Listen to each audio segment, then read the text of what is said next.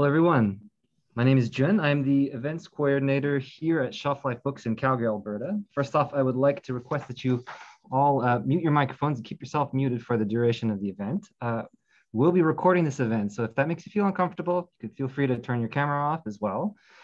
Shelf Life Books and our partner Glass Bookshop in Edmonton are very excited to be launching Rump Plus Flank by Carol Harvey Steskey. We do have copies of the book in store. We are open for browsing, hence my mask. We are doing curbside pickup and free deliveries within Calgary with certain price minimums. I'll pop some links into the chat where you'll be able to order books online, or you can just come down and pay us a visit. Or if you're not here in Calgary or Edmonton, you can pop into your local independent bookstore and support New West Press that way. Before we get started, I'd like to say that we at Shelf Life Books acknowledge that we are on the lands of the Treaty 7 people. That's the Blackfoot from the Siksika, Kainai, and Piikani, the Deni Sarsi from Tsuut'ina, and the Stoney Nakoda from Morley, Bearspaw, Chiniki, and Wesley First Nations. We also walk in the footsteps of the Métis people from Region 3, Métis Nation of Alberta. I'm going to hand things over to Claire Kelly from New West Press. Claire. Hi, everyone. Welcome tonight. And I want to thank June of Shelf Life Books. I'm Claire Kelly. We're here on Zoom tonight to celebrate Carol Harvey Steskey's debut poetry collection, Rump and Flank. Alongside our reading from the author, we have two special guest readers, Catherine Friesen and Catherine Graham.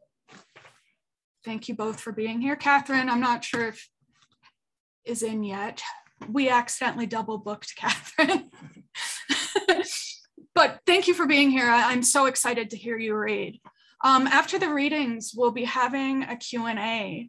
There's a chat box. If you move your mouse around, mine's at the bottom, it says chat. That's where you can throw your questions for Carol afterwards, and I'll be reading them aloud for Carol to answer if she chooses to. I just want to add something to the land acknowledgement. I just feel, especially with the National Day for Truth and Reconciliation coming up next week, I wanted to say that I'm in a province that has refused to provide provincial workers with time away from work to, as the Truth and Reconciliation report says, quote, honor survivors, their families and communities, and ensure that public commemoration of the history of the legacy of residential schools remains a vital component of the reconciliation process. As Regional Chief Marlene Poitras says, this refusal to formally acknowledge the federal holiday within Alberta flies in the face of reconciliation with First Nations and shows a disdain and lack of care or respect for Alberta's Indigenous population.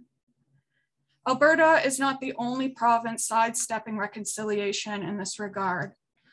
So one thing among many that you can do on September 30th is to contact your government representative and tell them that you want the day to be respected as one of the 94 recommendations from the Truth and Reconciliation report, that you care about this issue and that you will be looking for action to be taken. We will all have also, or are in the process of putting some links in the chat box about other things you can do on September 30th or on any day. Our first reader tonight is Patrick Friesen. Patrick has published more than a dozen books of poetry, a book of essays, has written stage and radio plays, and has co-translated 5 books of Danish poetry, including Frayed Opus for Strings and Wind Instruments, which was nominated for the Griffin Poetry Prize in 2016. In January 2020, he released a CD, I'm not sure, about Busenspell? That's pretty close. That's what I am for. Was it like hand grenades and organized religion?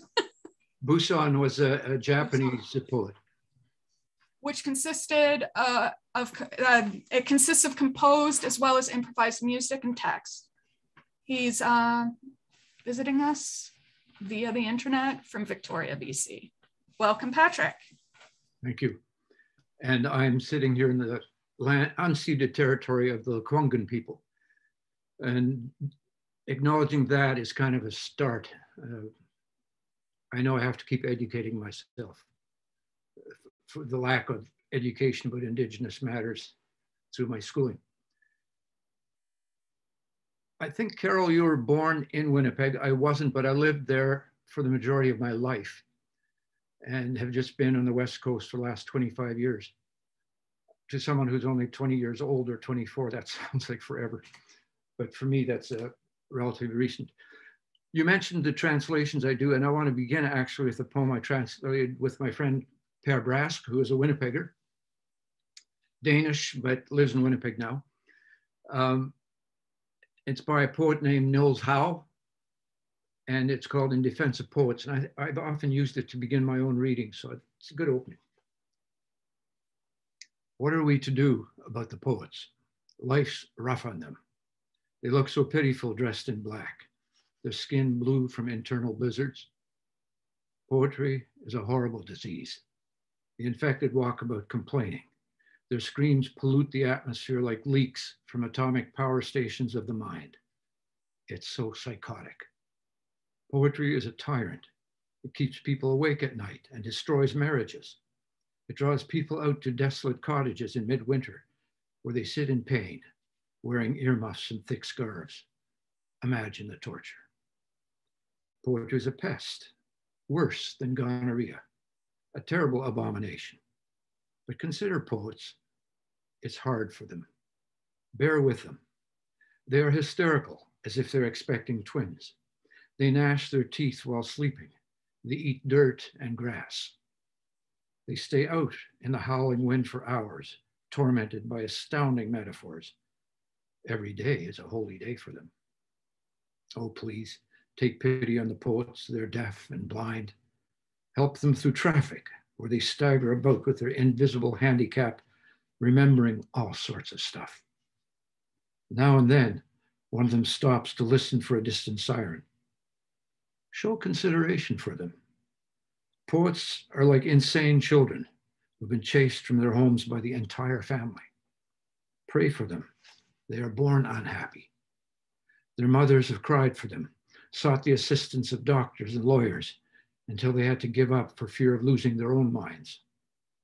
Oh, cry for the poets. Nothing can save them. Infested with poetry like secret lepers, they're incarcerated in their own fantasy world, a gruesome ghetto filled with demons and vindictive ghosts. When, on a clear summer's day, the sun shining brightly, you see a poor poet come wobbling out of the apartment block, looking pale, like a cadaver, and disfigured by speculations, then walk up and help her. Tie her shoelaces, lead her to the park, and help her sit down on the bench in the sun. Sing to her a little, buy her an ice cream, and tell her a story, because she's so sad. She's completely ruined by poetry.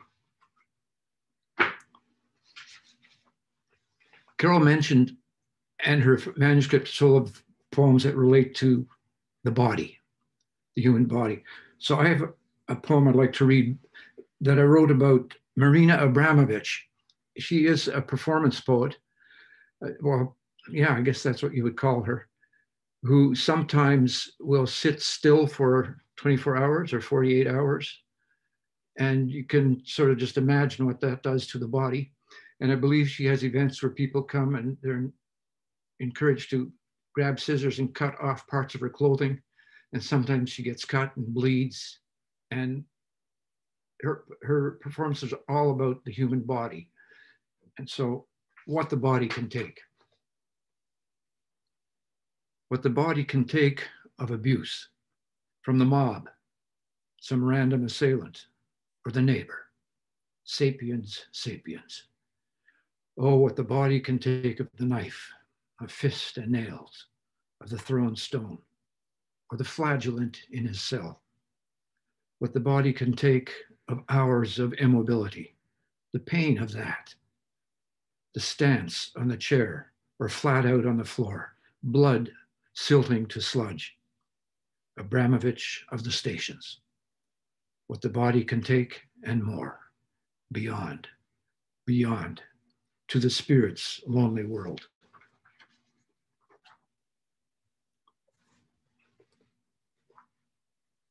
In my hometown, Steinbach, Manitoba. I used to notice what seemed like a really ancient man to me. Now that I'm ancient, I'm guessing he was in his 60s though. He had a long trench coat, and that was before days when you knew about homeless people in small towns.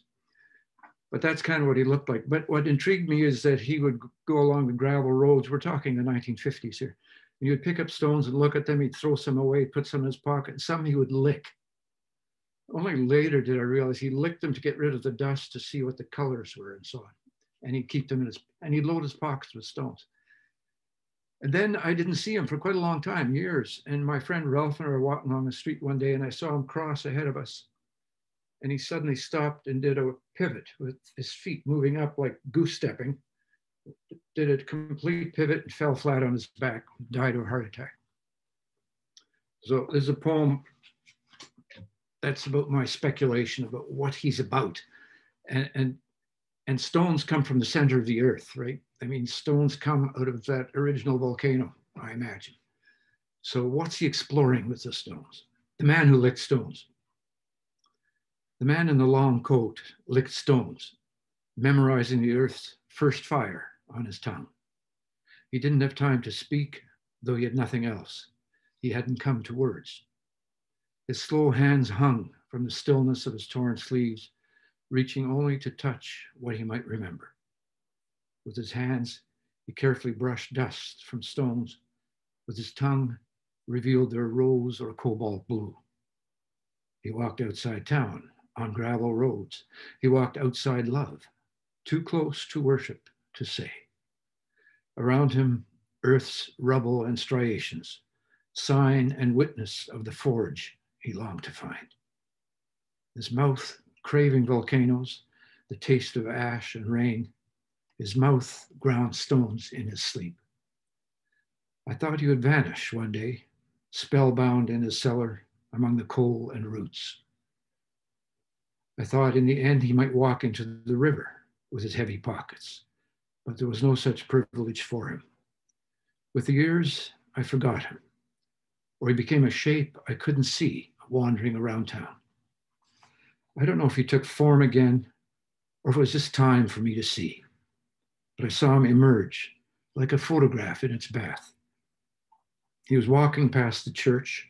He reeled suddenly with a stiff-legged pivot and fell straight on his back. No one falls like that, the body in surrender to gravity. No one falls as if nothing matters, and nothing did. His eyes glistening like wet sapphires in snow. His dead eyes looked through us, seeing their way into stone. And I'm just going to finish with a poem which relates to my long-term interest in where we've come from 30,000, 40,000, 50,000 years ago and longer. And what we, how close is the child, the newborn child or the 5-year-old child to that ancestor? It's called monkey hands. A distant grumble of thunder, the kind that arrives slowly, and the child slipping out of the bedroom window, a boy in peril, standing inert in the ozone smell of the approaching storm. A boy holding the fear of beasts, of owls and demons, his eyes never having been lost in such darkness before, trying to be still, deepening his breath. A far-off flash inside a cloud, boiling in the night sky for a moment, seraphic, the boy hearing his blood like thunder from another time. He raises his hands to his face. They're monkey hands. He can see that. Him knowing suddenly the darkness inside, what he is, the earth of himself, his skin a thin border. And he's boy and chimp. He's an unborn thing, always being born. And there's a noise in the hedge, something alive. The boy grabbing a low branch and climbing a tree, hugging the trunk high up, that home where there are no stories to make him human. Thanks. Thanks so much, Patrick. My partner's from Winnipeg, Fort Garry, but Winnipeg. And we very much talk about the external blizzards in Winnipeg, but I loved the internal blizzards that poets have. That line stuck with me. What part of Winnipeg? Fort Garry. Oh, you said that, right, Fort Garry. It's okay. I'm gonna say a lot of words, probably. And am I remembering, Carol, were you St. James? Yeah. Yep, okay. St. James girl. I lived in St. James for many years. My children were born there. Yeah, that's right. Woodhaven, right? Woodhaven, yeah. I love it when people from the same place get to neighborhood talking. Yeah. Like, it's great for everyone else, right? No, but it's a sign of like, a city is something that can't be contained in your head. So we have to divvy it up into smaller pockets to like navigate even conversationally. I just like it. That's true. So our second reader, sorry, I got lost in my thoughts there. Our second reader tonight is Katharine Graham. Katharine's sixth poetry collection, The Celery Forest, was named a CBC Best Book of the Year and was a finalist for the Fred Cogswell Award for Excellence in Poetry. Anthologized internationally, her poems have been shortlisted for the Montreal International Poetry Prize and have been published in journals both nationally and internationally. A previous winner of the Toronto, I like how much I get to say international, Toronto International Festival of Authors Poetry. Now, she leads their monthly book club and interviews for By the Lake Book Club. Her most recent collection, Ether?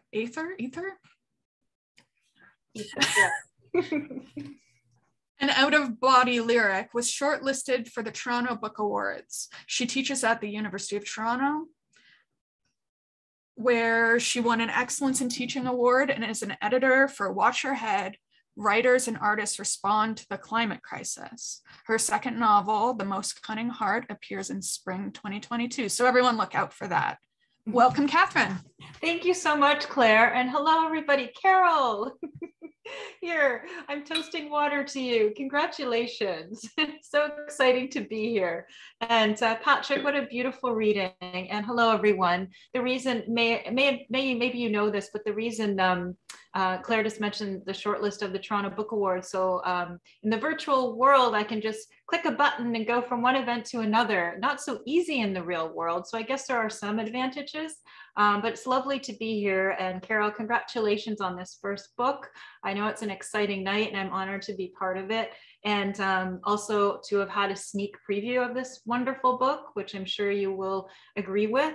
And even before that, I had a sneak preview because Carol and I are both in this anthology, Another Dysfunctional Cancer Poem Anthology. And that's when I first met Carol. And so here we are. So happy to celebrate you. And thank you for bringing us in to share some poems. And here's to poetry. So in honor of first books, I'm going to share a poem from my first book, Pupa. And I'll start with this poem, Black Kettles. But I'll just say too, Carol mentioned that many of you in the audience aren't necessarily readers of poetry, although now you will be. I know for myself, I never had any plans to be a poet, but it was grief that opened that door for me, and losing both my parents during my undergraduate years. And somehow poetry found me and has been the mainstay of my life ever since.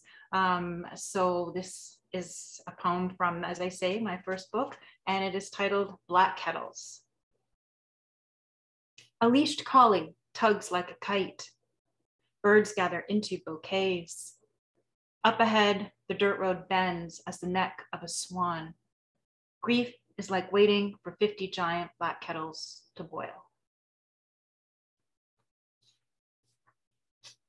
As was mentioned, I teach creative writing at the University of Toronto School of Continuing Studies, and I tell my students to keep a notebook, to notice what they're attracted to in their daily life, whether it's through sights and sounds, the senses, something they've read, something that pops into their head, because as we know, if we don't write it down, it does disappear.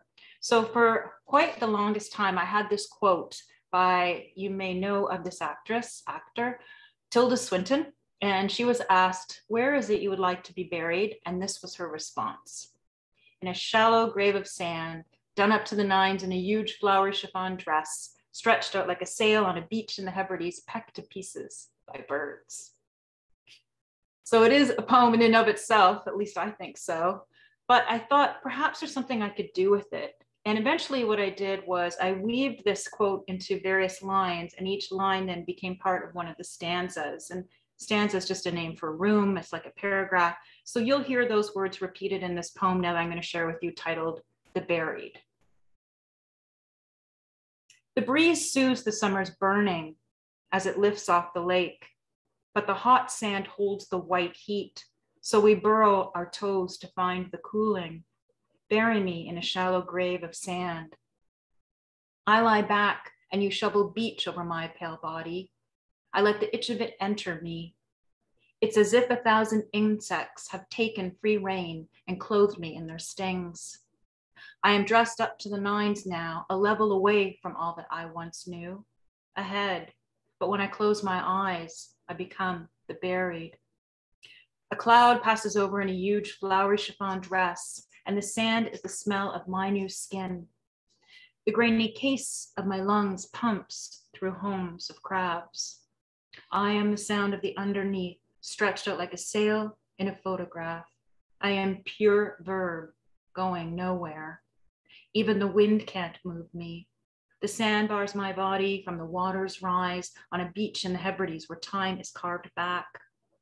Landlocked to the hours of sand that has no hours, only bones.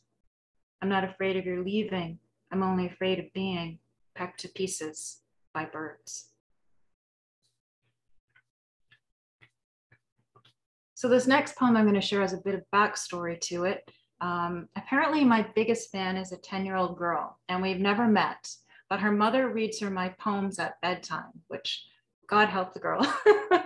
But apparently she's a fan of this book, Winterkill.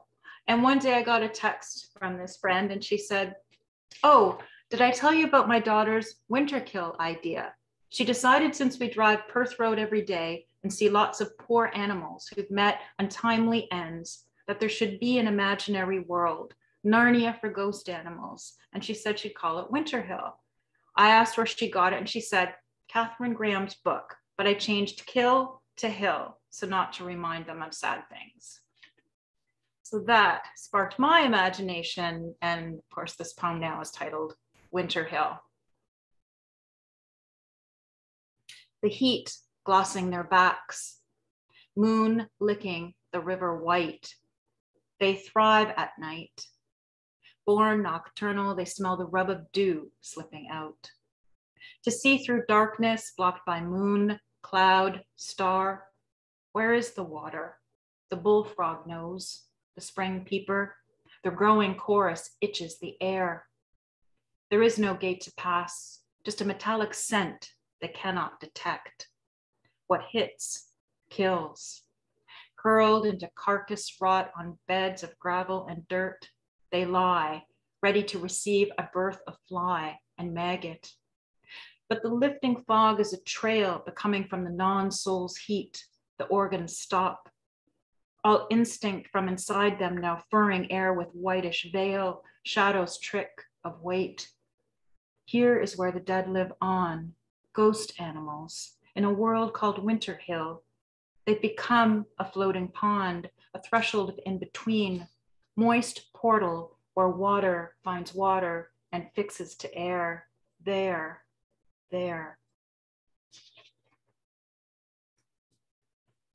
I'm going to share a very small snippet from my most recent book, Ether, an out-of-body lyric.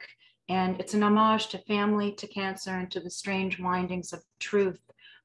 This section describes my father and how he experienced a sighting of my mother after her death. She came as light, darkness, a backdrop for her glow. She moved with the slow speed of her walker before wheels were added to them, the constant up and down rhythm. He could hear the scraping. He was in bed, the door wide open, and saw the approaching light. They say sightings happen during the span of 3 days after death. The soul, if you believe in the soul as a form of energy, is released from the body like the remaining warmth after a television switched off, the nest inside the heat. And speaking of the body, I know Carol's work addresses that as well. I'm sure she'll be sharing some poems that do that.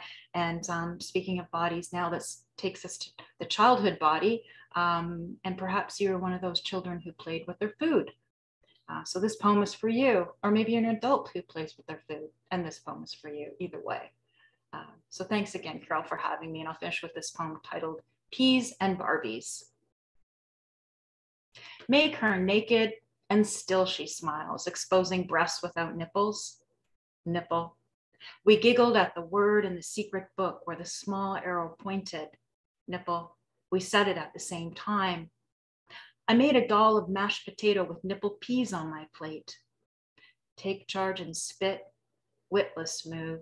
Nana's looking. Don't play with your food, says the line in her lips that melts the wizard in mine. She blinks the nippled world away. I give the world too much. Fork more food in your mouth and keep your eyes shut. Be an empty-headed thing with shredded carrot hair.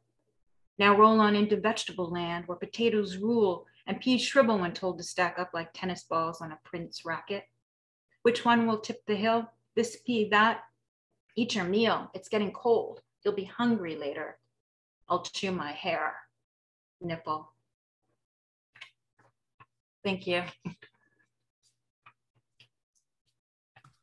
Thanks, Catherine. I've been told by creative writing teachers, I took creative writing, to have notebooks, but I like the list of sights, sounds, senses. Like that's such a good, that's gonna stick with me, like just partially because of the alliteration, but yeah, I like that. Well, and thank you, Claire, for the international, because I've been in my kitchen so much, but now my kitchen feels international thanks to you. So I appreciate that.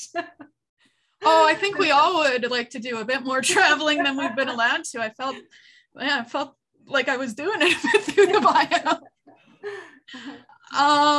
This brings us to the focal point of the night, Carol Harvey Steskey. I'm just gonna, before I read the bio, say it was great to work with Carol, and I had a lot of fun. I really enjoyed the book. I'm a poet too, so when I get to put out a really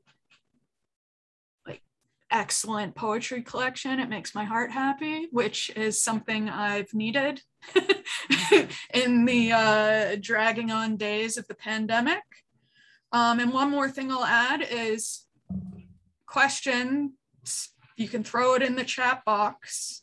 Be nice though. That's right. If any of my family members ask me anything hard, I'm going to disown them. So yeah, warning. It's easier to do right now. Disown people? I did not know. Yeah, that. like I haven't seen my family. Oh, that's true. I see what you're saying. Yeah. Carol grew up under the wide Winnipeg sky. Her poems have been published in the poetry anthology that Catherine mentioned, the Another Dysfunctional Cancer Poem Anthology, and in literary magazines across Canada. Her work was featured in Winnipeg Transit's Poetry in Motion program and tootled around town on buses. Twice, she was a finalist in Free Fall's annual poetry contest. As a young adult survivor of melanoma, she has been a guest on CBC Radio Manitoba, speaking about the therapeutic benefits of writing through disease. She, like many, many Winnipeggers I know, live in Toronto. And Carol lives with her husband and daughter. Rump and Flank is her debut collection. Let's all give it up for Carol. I don't hear anything. Oh, but I see some clapping. Yay. Thank you, Claire. I'm not on mute, right? Oh my God, that was like my worst nightmare.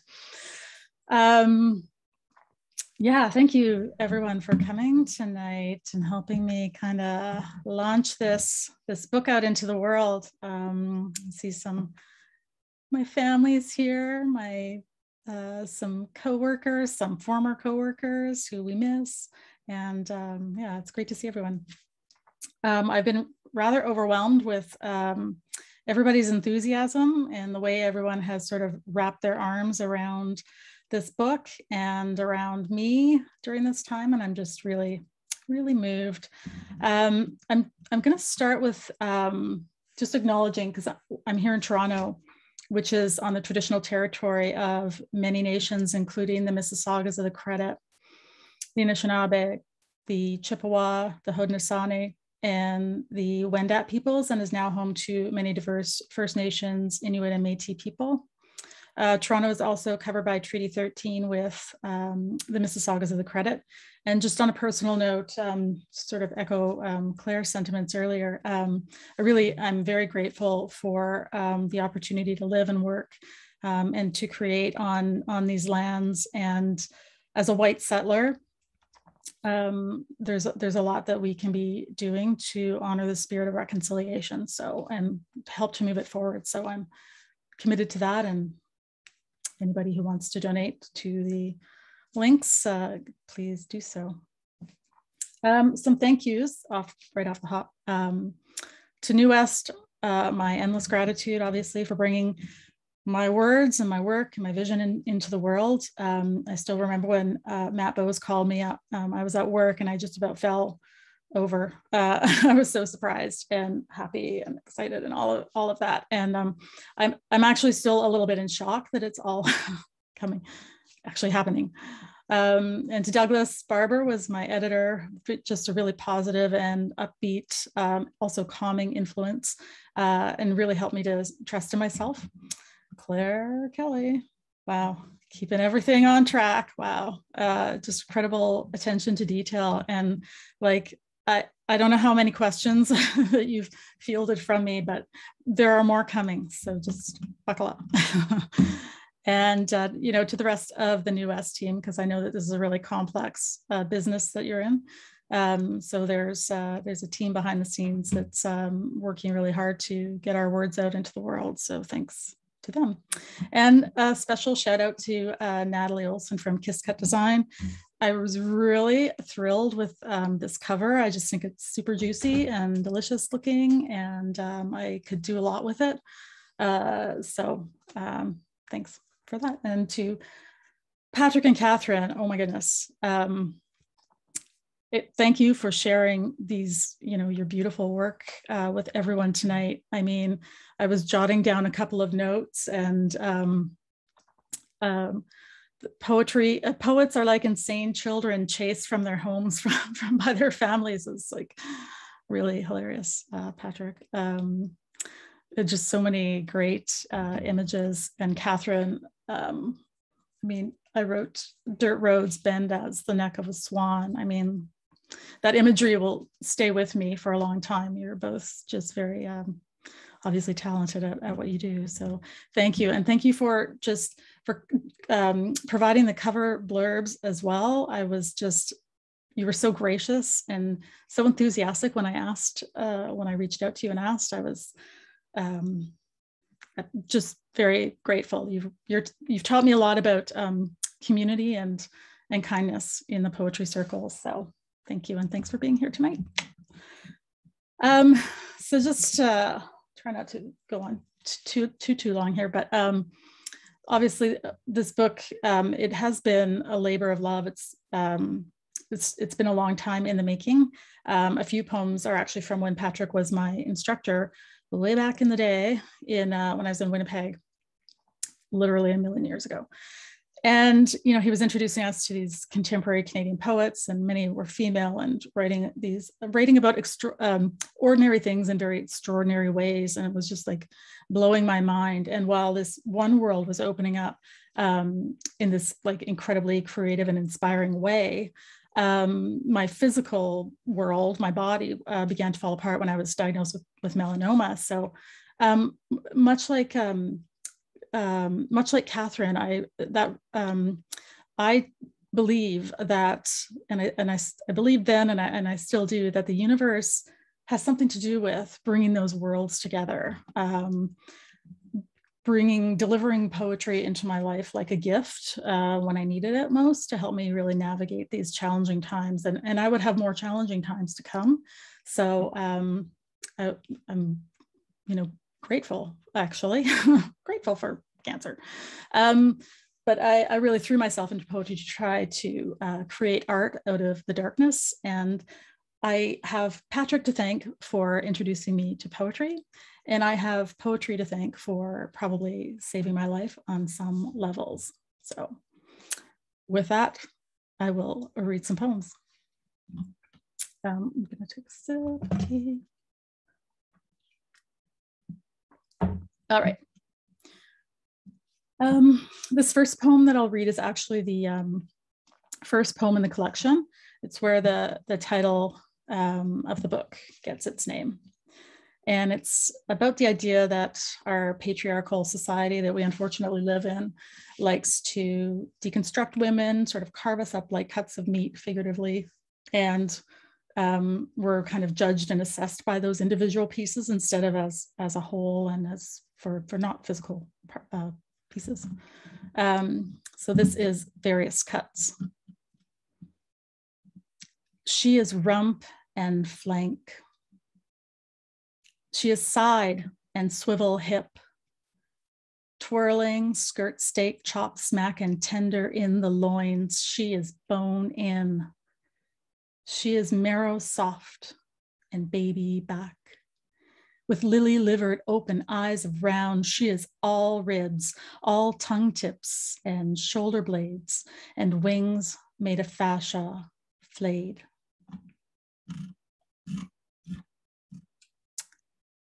Thanks, Valerie. I see one little hand there. This next one is it starts off the third section of the book, which is sort of the way that I kind of group them. This last section is about bodies in struggle, is sort of how I characterize it. And this poem is about resiliency, persevering against the odds, which can sometimes include self-sabotage, unfortunately. And it relates to not just physical perseverance, but also sticking with a creative dream. It's called Scar. Scar. How to pinpoint this scar, this cut mouth, paring knife frown. Hoping against hope, your blood contains the dormant words inside you. Such release a thin slice might bring. The litany of dichotomies your life has been.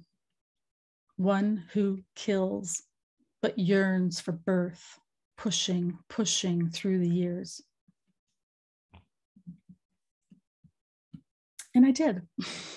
And here we are, yay. This next poem, I'll just apologize to my mom right now. Where are you? Okay, yeah. It's basically about being a kid in the 70s and early 80s and kind of being allowed to play with poison for hours, whatever. I'm just kidding, Mom. It's not your fault. But I was just the idea that you can be exposed to these substances. You have no idea, at the time, and then you sort of wonder, like, when would if there were consequences to this, when would it show up? The way that health works. This is called Mercury Bomb. Bored. My sister and I once cracked a glass thermometer in half, watched its blood ball burst, and the quicksilver spill out the shaft, shimmering and cleaving into reproductions of itself, like funhouse mirrors giving birth and exiting a clown car. For hours, we watched this uncommitted straddler of states shatter and shape shift as it pinballed across the headboard. As it slinkied the staircase we made with our hands, dropping down, down, down, like the Tin Man's tears. What cellular chaos was spawned that day in our toxic play, while the eyes in the back of our mother's head expired? DNA rearranged into 70s plaid, or permanently edited fingerprints? What chemical aftermath, decades in the making, might someday trigger little missiles to multiply, rippling and glittering like jumping fish in our autumn river veins? These days, I feel fine, though compelled to regular checkups. So I slip the cool, slim rod under my tongue and wait for that bloodshot to rise.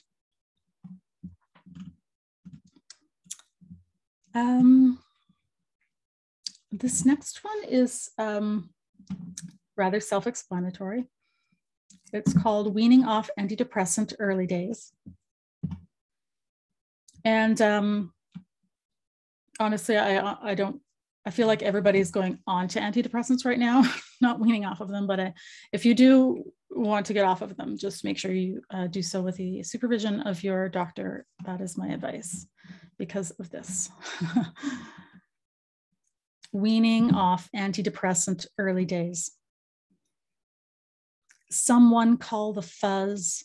A conundrum is coming down, down, has landed. Rolling brownouts, intermittent fizz of lights like cigarette drags, electrical surges fry brain meat in its pot of bone.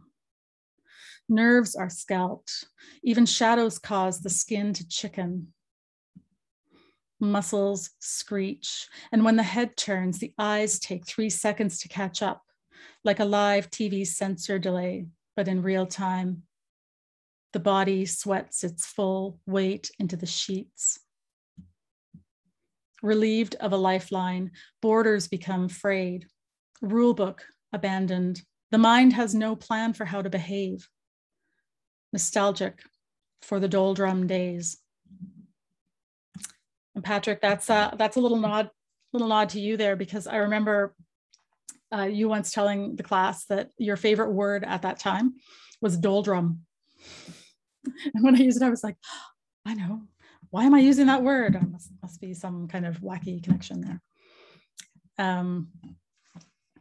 So I will just switch gears to a little lighter fare, because some of the poems in the collection aren't, they're not like overtly human body sickness, that sort of thing. There's a lot of like poems about animals and plants and nature and those bodies. So this one is about the workhorse for humankind that is the oyster. All the ways that it serves us as food and decoration pearls and as aphrodisiac.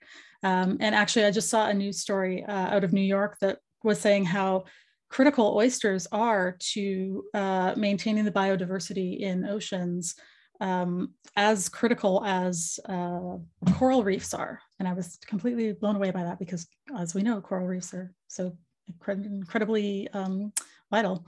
So I don't know if there's another poem in there at some point, but anyway, I will read you this one. Oyster Night. You were culled just for me, a plump tongue shucked upon the half shell. A whole note dropped headlong into the bleak song you were born to sing. Your eagerness to please people is legendary. Generations of necks decorated with the byproduct of your chronic irritation, quiet, iridescent despair. And if that weren't enough service, you compel us to covet the salty bodies of neighbors and strangers, or at least to flicker interest in our own bored relationships. I don't need a mignonette or hot sauce costume, just your fresh press against me, mouth to mouth, silk muscling silk. With one fell swoop and last gasp relieved, you're swallowed wave after wave back to sea.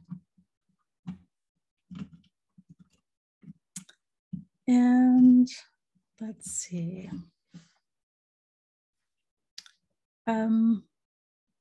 Maybe in line. How much time do I have, Claire? Do I have 3 more poems, do you think? Okay, so I'll read, the next one is for my energy colleagues in the room. Really just the imagery is related to this, but at the core, this poem is about looking for hope and silver linings when you don't always see them on the surface. It's called Coming of Age. Pole to pole, fresh energy fries as electric grid trips across the kilomiles, dishing power to the people in a succession of microscopic flint strikes, shocked atoms spraying the stars as they burn. We barrel down the back roads of the backwoods of nowhere, Northern Ontario. Leave the future behind in a wake of sparks for balding and thinning towns, littered with gasping 60s bungalows. Those short-sighted minimalist trims and miniature windows pinched tight, smoked curtains closed to keep progress at bay. We plug into desolate teenage souls bored dim in subterranean rec rooms, cultivating grown-up hips and thoughts, long limbs fumble against the Chesterfield's tweed, generate static in high fidelity cling. The kids can't conserve these urges, can't resist this essential service they provide to each other and the community at large. Like a local utility, mainlining hope against the blackouts, rolling in on one more infinite night.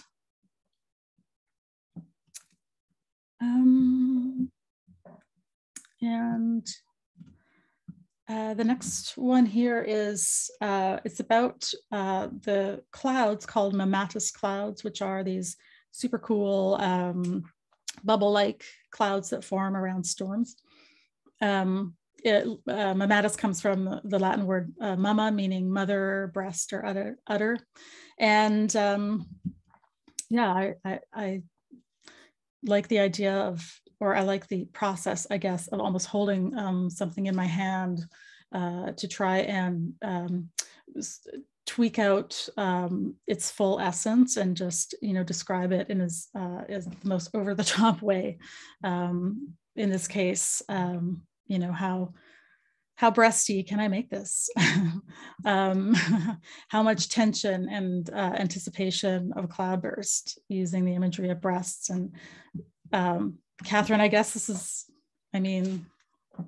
sort of in line with your nipple poem. I actually have a poem where I use the word nipple as a verb. We should have coordinated. Anyways, it's mammatus clouds. The mammatus clouds bubble and sag. Full breasts pulled south by the weight of mouths, a latched litter of kittens straining all resources. Glands engorged as water balloons hanging from gravity's fists, anticipation building. Or bagged milk, those plastic pouches brimming before the triangle tip is snipped to release the flow. As a girl, I used to hold them in my arms like wobbling babies, cradling a dream. Wait, the letdown is imminent, triggered by infant's instinct. Who knew the strength of their pull? Small tongues muscling the song from the instrument with perfect, urgent embouchures. That voracious art of knowing what lies beyond the flesh to harvest what you need. And I will end on a short and sweet note. Growing up, angel food cake was a staple at our birthdays until we got older, and then it became genie cakes. So everybody in the crowd who's from Winnipeg knows what I'm talking about. But anyways, but it was angel food cakes when we were little, and I like the ceremony of that. And the poem is actually about the wonderment of language and just discovering new words when you're young and discovering their meanings. So Angel food, cake. You spent every childhood birthday at this cherry mouth of memory. Angel food, the very name conjuring mystique. Communion of your young life's occasions. Its sponge dissolved like a salve on your tongue, and you wondered, am I an angel then? That's it. That's all I got. Actually, I have more, but anyway, I'll end No, that was. I want to say thanks for creating Art Out of the Darkness for us to listen to tonight. Thank you. I also have a question that I didn't prep you for. Oh my God, you're not allowed to do that? That's not. It's not a serious question. Oh, okay. My brother and I also broke a thermometer open and played with mercury. Did you ever find out how long it would be before the consequences of that would be felt? Because I may need to Google that after tonight if you don't have it on the top of your head. I don't actually. I don't know. I don't know. That's okay. I'll Google. Could be happening right now in my body. I'm not really sure. Oh, yeah. I'll let you know.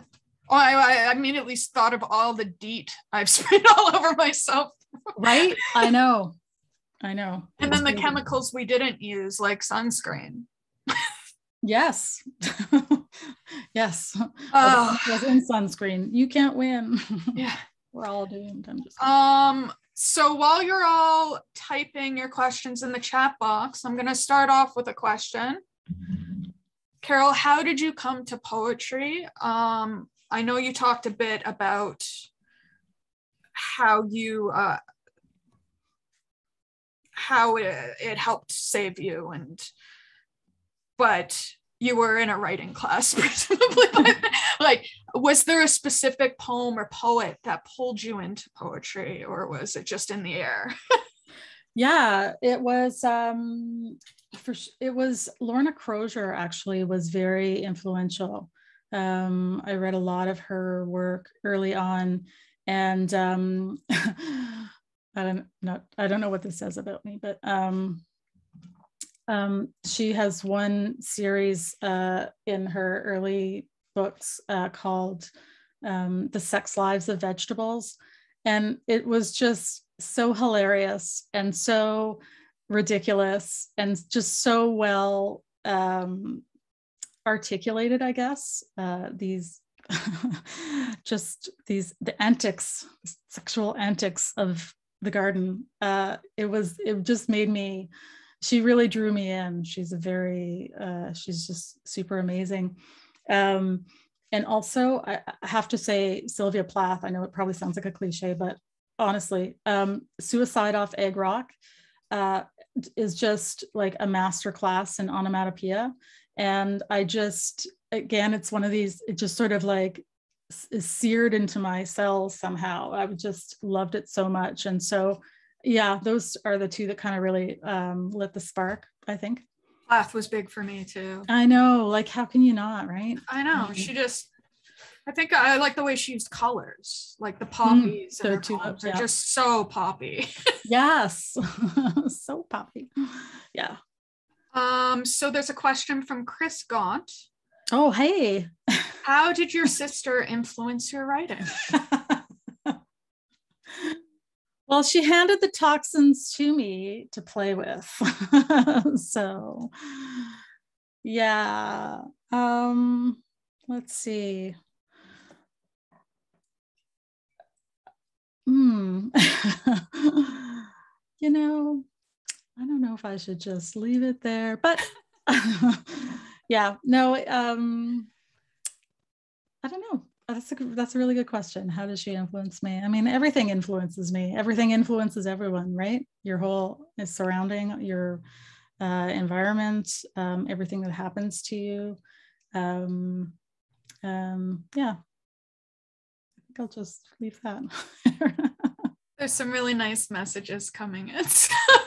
Make sure to check those out. Oh, if you can't read them right now, before we leave, you should scroll through. Oh, Mackenzie knows the carrots. Yeah. I know, right? I didn't want to say it because like my parents are in the room, but so I'll ask another question. yeah. So I often see books about place, where the poet lives or travels, and that how that enters the poem and changes the poet and reader, hopefully. When reading your book, I started to think of the body as a place we can't leave, or we have to leave eventually, but that we can take care of to a certain degree. And one where, like, my plot of land has different challenges and benefits than another person's plot of land. How did you approach writing about the body and all its facets? And were there metaphors that allowed you to approach your body poems in different ways? Wow, that's a great question. So I guess I would say I agree with you. I love that. I love the idea of the body as place. Like it really is the ultimate place, right? Like we begin and we end with the body in our bodies. So I guess I would say, yeah, I guess I write about bodies in different ways. So something like Various Cuts is it's a very obvious physical poem about the physical body, its body parts. The metaphor there would be the meat chart as, as the sort of symbol for all of the patriarchy. But I don't know, I guess that's the one that comes to mind that's very overt. I guess in other ways, I guess I'm using the body as the metaphor, like when I'm describing other animals and I'm using human traits to describe the imagery of that animal. So I remember we had talked about, and this led to the cover, with how we describe as fruit having flesh.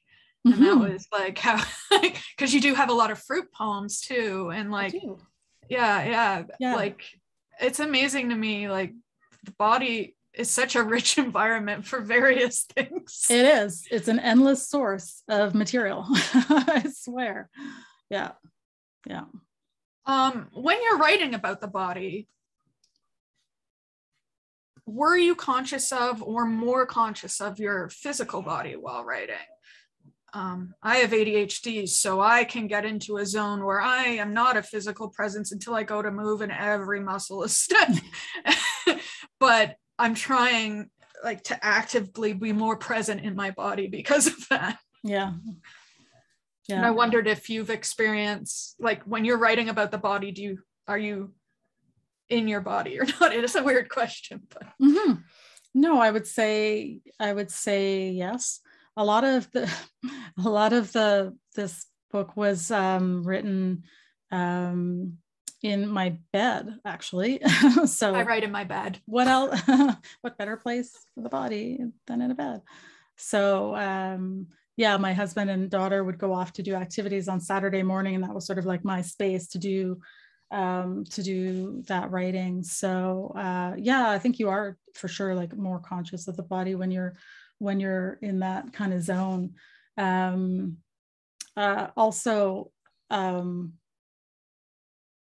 I've also used my body as a prop, actually, to sort of workshop through some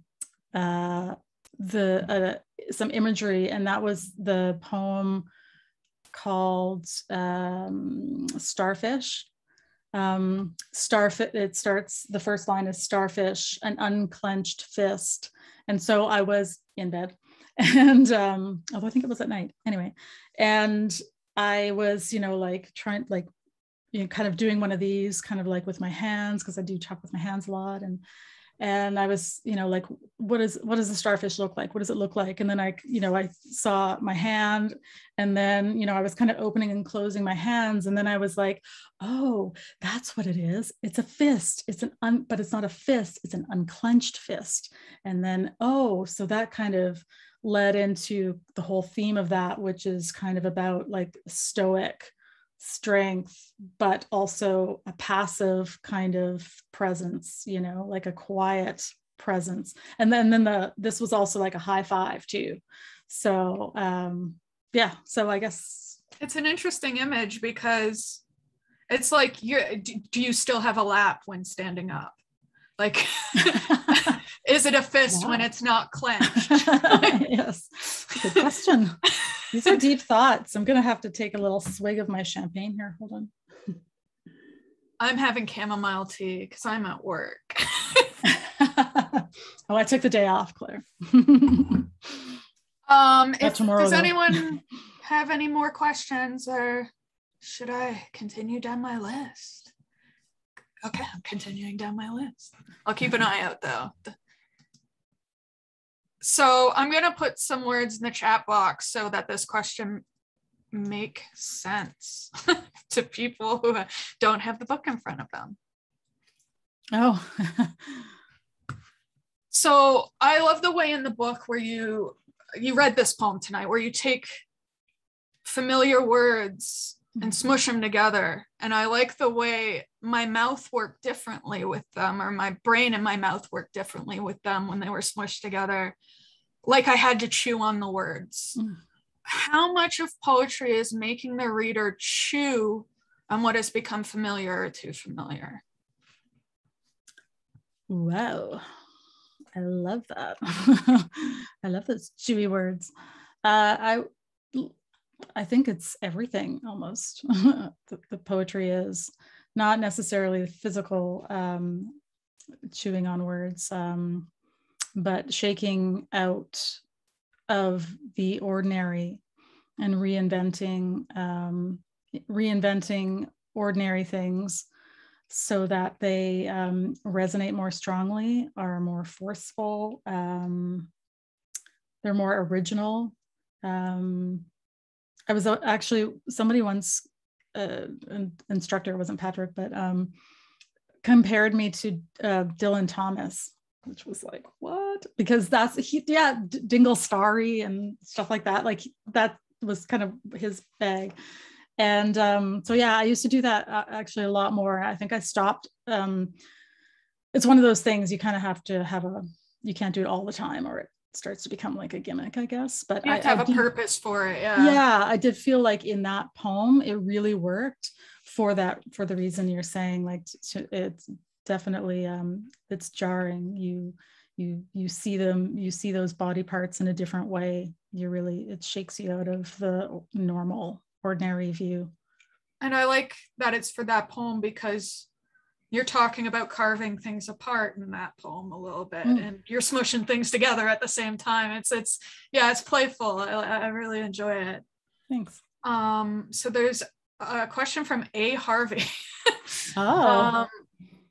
Great poems, Carol. What are your plans for a follow-up? Oh. Get to work. Yeah, right. Well, I've had the pandemic really, as it did for everyone, really threw me for a loop. So my work was really busy, and all the family stuff, concerns and things like that, and the book too was something that I had to nurture during this time. On my downtime, that's kind of when I was able to do that. So I didn't really write a whole lot, but I'm also the kind of person, it seems like, creatively, I have difficulty. Obviously I was good at it when I was younger, but now I'm old, so I'm not as good at it anymore. But of using of being able to write and being able to think creatively, and that when I'm in the middle, when I'm embroiled in something really, really challenging, I think my senses were just fried. I mean, I could hardly even read prose. Like I was like, okay, I'm gonna do this. And I'd pick up a book and I'd be like, oh no, I can't do that. I just put it away.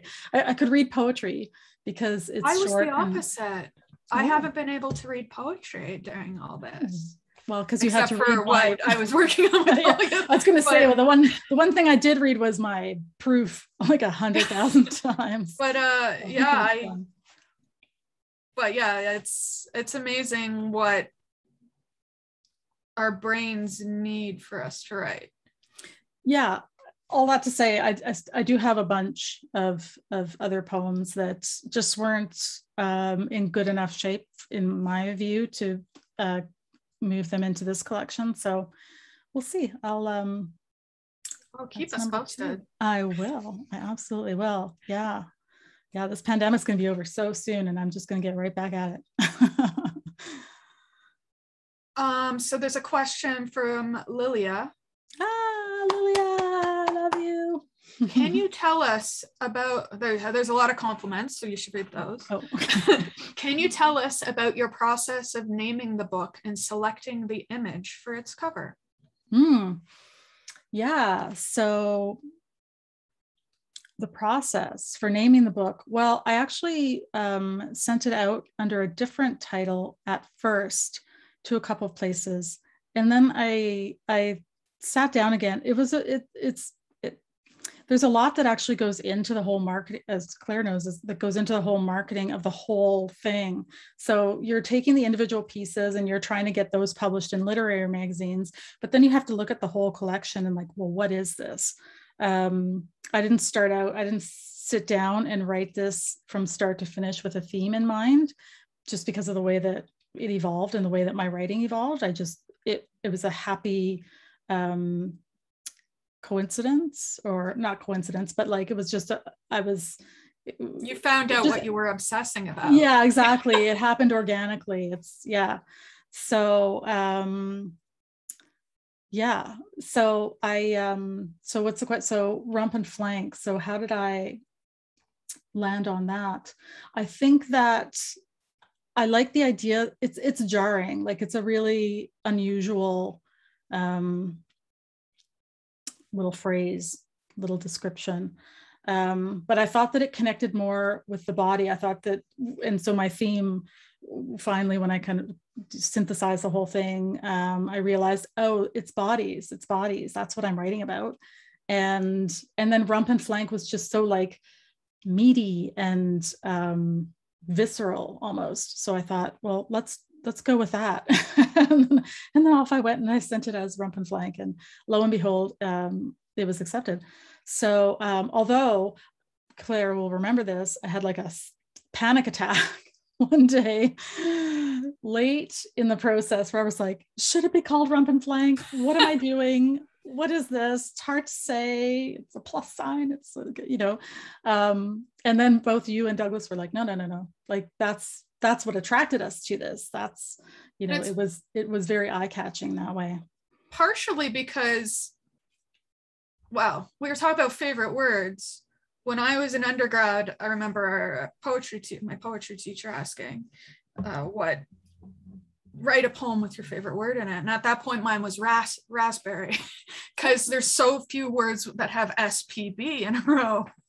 Yeah. And I like that rump and flank. You have the UMP and the ANK. Like there's something just about the sounds. You're chewing on it again. I mean, you have to make your mouth do different things. Yeah. And there's also kind of an opposite. It's rump is a very round word, and then flank is a very long and straight word. And the and like, yeah. It's nice. I enjoy it so much. So the cover was actually Claire was more onto the cover of the idea of using a fruit, and I just like honed right in on that. I really that really resonated with me. We tried a couple of other covers that were more a little more literal about the meat, and about like I kept thinking, because of the pandemic, we've had so many cheese boards, so many charcuterie boards, and I just kept thinking like, I don't think it's a charcuterie board. So yeah, I liked that this gave us a lot of room to play with. Is that juice? Are these dots juice? Are they blood? What is that? Why is this fruit on this flesh? Like, what's going on there? I think it connects to the feminine too. Like yeah. A lot of imagery, feminine imagery. People don't know that books are basically a big group project. Oh yeah. That's how it happens. Yeah. And I loved that whole part of it. I loved the cover design work. Yeah, I really It was a lot of enjoyed fun. collaborating with you. Yeah. Yeah. It was good.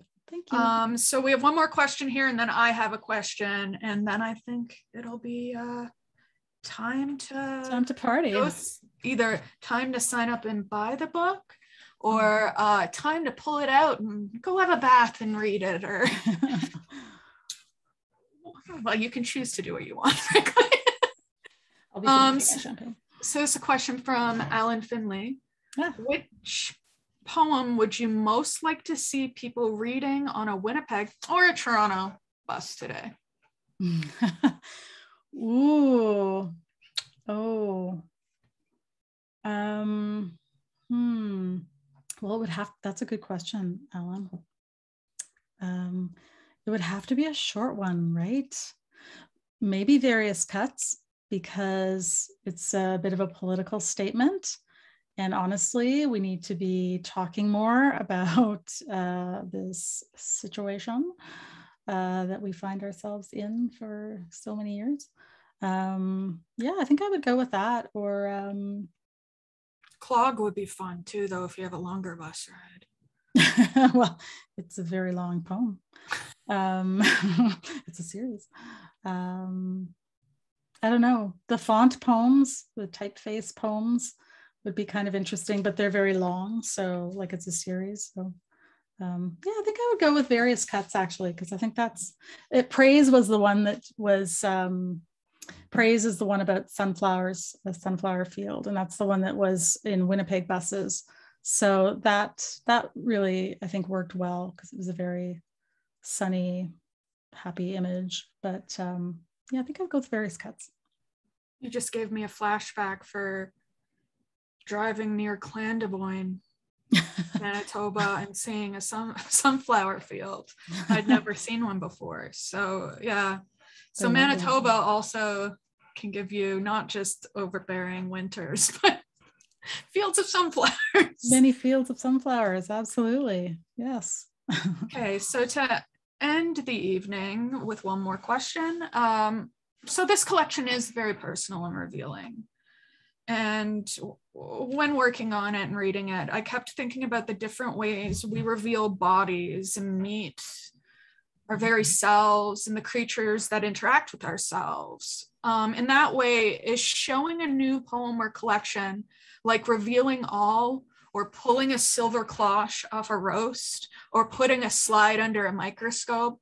Have you been looking at your poems differently, knowing the book will be out in the world? Yeah, I've been stressing a lot. Well, because it started so long ago, some of them, but also just the way that it kind of unfolded, and the process of being in the pandemic and kind of being in the basement, kind of squirreling away. And then all of a sudden it's time for the birth, And so I sort of feel like I've been let out of the cave, and then the daylight is like attacking my eyes. You know what I mean? Like I'm squinting. I'm in a little bit of like shock that way almost. And so it didn't completely occur to me. And also because there's so many different facets to this. So you move through these different phases of the publishing, and now we've been into the marketing, like big time. And, I didn't really think that much about, oh yeah, this is going to land in people's hands. They're going to like read these. Oh my God. So that sort of hit me at some point. Yeah, like I'm getting a bit of good feedback, which is nice. And so I hope that, it's landing in people's hearts and minds as well. Yeah, no, it's been a very interesting process. That's for sure. So don't worry, we're gonna make Carol have a lot of fun with all this.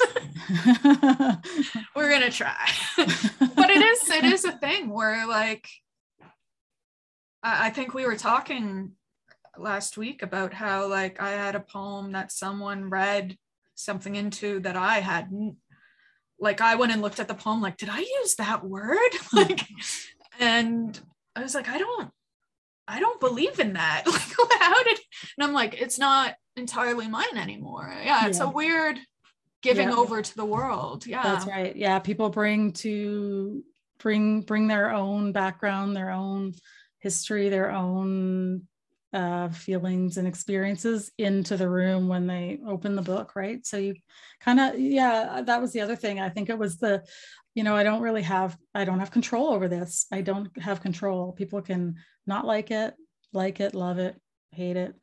Like I can't control that. So we'll see. So far, only people who have liked it have told me. Oh, that. So if you don't like it, maybe just keep that to yourself. Yeah. Just as the marketing person for the book, yes, I would appreciate that. Yeah. Don't tag me if you give me a bad review. Okay. Don't want to know. Yeah. So I just have some closing remarks. Please don't run away, everyone. Thank you all for being here, wherever here is for you. And to our special guest readers, to Carol, and to you all for your great questions and the loveliest compliments. Remember, you should be scrolling, Carol. I am. Thank you, everyone. Oh my God. Carol's launch is the first of our fall season. On October 4th, Kieran Egan will be launching his debut novel Tenure with special guest readers AJ Devlin and Sam Weep. On October 19th, we have a double launch of 2 debut novels. They're Vancouver-based authors. It's part of our Noonatak First Fiction collection. Leah Renata's The Sinistar Salon and Andy Zuliani's Last Tide. In closing, the online launches is the launch of the new landmark edition of Thomas Wharton's novel Icefields. That event will be hosted by Suzette Mayer on October 26th. Information about all these events is on our website, and how you got here would be how you get to that one. So the fact you all got here makes me hopeful that you might get to those. Our website is newwestpress.com. There's one W in that. All our books are there, and future events will be posted there as well. Carolina has just posted how to find that in the chat box. There you can also sign up for our newsletter, and that's a way to know about books and events that we're putting out. And our links and handles are in the chat box. So thanks again, everyone. As I always say at the end of events, remember, if you can, please continue to support small publishers and bookstores of any size. We wouldn't be here without you all. And if you scroll back up, June from Shelf Life Books left the links for buying the book if you don't have a copy yet. Because Carol just did a great job of advertising why you should get your own copy. Good, everyone.